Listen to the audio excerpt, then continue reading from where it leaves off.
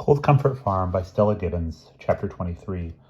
Young Pent Harrington drove her back to the farm. She said goodbye to him and promised to dine with him very soon. Then he drove off. With the retreating noise of his engine, the last invader of the farm's quietude was gone. Quiet flowed back into the sunny, empty rooms like the returning sea. The only sounds were the tiny ones of a summer's day that is drawing towards evening. Flora went upstairs and changed from her party dress into a tweed suit in which she could fly without feeling cold. She brushed her hair and cooled her hands and forehead with eau de cologne. Then she packed and labeled her trunk for one mouse place. It would be sent off tomorrow. She took with her only the pensies, the higher common sense, and what Chaucer had summed up for all time as a bag of needments. It was 6 o'clock when she came slowly downstairs again. The kitchen was tidy and empty. All signs of the feast had been cleared away. Only the awning was left, its stripes of red and white glowing against the deep blue sky of early evening. The shadows of the bean rows were long across the garden, and their flowers were transparent red in the sunlight. All was cool, quiet, blessedly peaceful. Flora's supper was neatly laid, and of the Starcatters there was not a sign. She supposed that they must all be asleep upstairs or else gone a-mollicking off to Godmere. She hoped they would not come downstairs before she left. She loved them all dearly, but this evening she did not want to see them any more. She sat down with a sigh in a comfortable deep chair and relaxed all her limbs. She would sit here, she thought, until 6:30. Then she would eat her supper and then go out into the big field and sit on the stile until the May tree and under the May tree and wait for Charles. Her dreamy musings were interrupted by the distant soft jangling of bells. She recognized the sound. It was made by the bells that, copying a heathen foreign fashion he had once seen demonstrated on the talkies, Adam had hung round the necks of graceless, pointless, feckless, and aimless. Even as she listened, a procession came within sight. It wound across the rising path which she could see, silhouetted against the blue sky, and held as if in a frame by the open door from where she sat. It was Adam and the cows, on their way to Hot Cocher Farm. Adam went first, wearing his ancient hat and his age-green corduroys. The little mop was slung round his neck. His head was lifted to the sinking sun, whose strong rays turned him to gold. He was singing the bawdy song he had learned for the wedding of George I. Behind him came the cows in single file, still wreathed with their wedding garlands of wallflowers. They swung their heads in lowly content, and their bells chimed in time to Adam's singing. Slowly they passed across the frame of the doorway. Then they were gone. Nothing could be seen save the green path, rising away into the empty blue of the evening sky. The dying sound of the bells came back to Flora, softly and more softly, until it was lost in silence. Smiling, Flora drew her chair to the table and ate her supper. She did not think of anything except that in an hour she would see Charles and tell him about everything she had done, and hear what he had to say about it all. When she had finished her supper, she wrote an affectionate little letter for Reuben, explaining that her work at the farm was now finished, and that she felt she would like to go back to town. She promised to come down again very soon to see them all, and enclosed a £1 note in her earnest thanks for Mrs. Beadle. She left the note open on the table where everybody could read it, and not even a Starcatter could be alarmed at it or mysterious about it. Then she slipped on her coat, picked up her bag of needments, and sauntered out into the cool evening.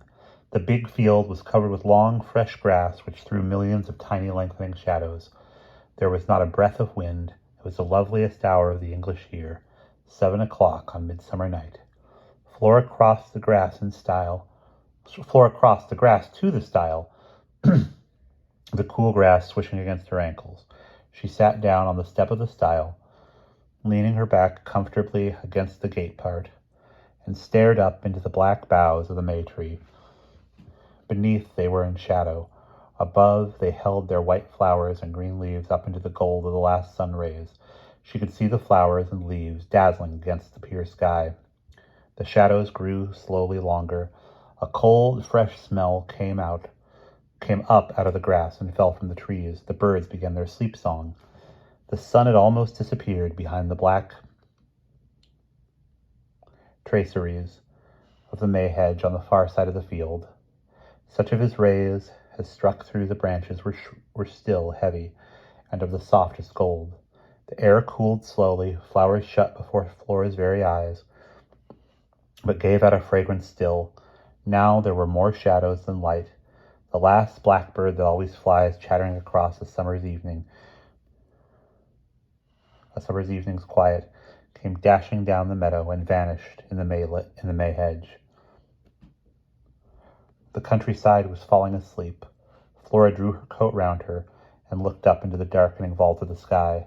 Then she glanced at her watch. It was 5 to 8. Her ears had caught a steady, recurrent murmur that might or might not have been the beating of her own blood. In another moment, the sound was the only one in the whole of heaven. The aeroplane appeared over the top of the May hedge, swooping downwards. The undercarriage touched the earth, and then it was taxiing comfortably to a standstill. Flora had stood up as it came in sight. Now she went down the field toward it. The pilot was getting out of the cockpit, loosening his helmet, looking toward her. He came across the grass to meet her, swinging his helmet in his hand, his black hair ruffled by the way he had dragged off his cap.